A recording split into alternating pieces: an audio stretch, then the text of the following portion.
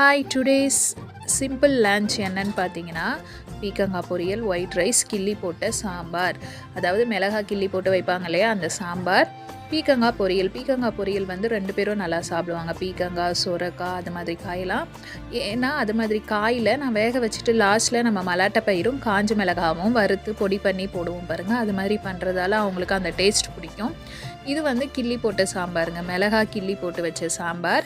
இது கூட வந்துட்டு நான் பீக்கங்காய் வச்சிட்ருந்தேன். அவருக்கு வந்து பீக்கங்காய் மட்டும் போதும், ஊறுகாலாம் வேணானதால் பீக்கங்காய் மட்டும் நான் வச்சு பையனுக்கு ஊட்டி விட்டேன்.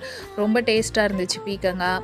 நீங்கள் வந்து எப்படி செய்வீங்க பீக்கங்காய்? அதாவது லாஸ்ட்டில் வந்துட்டு இது மாதிரி மலாட்டை பயிர் அப்புறம் வந்து காஞ்ச மிளகாலாம் பொடி பண்ணி போடுவீங்களான்னு சொல்லுங்கள். பீக்கங்காய் பொரியல், ஓகேங்களா? இதுதான் வந்து டுடேஸ் நம்மளது வந்து lunch recipe. Simple and healthy lunch recipe. Okay, bye, thank you.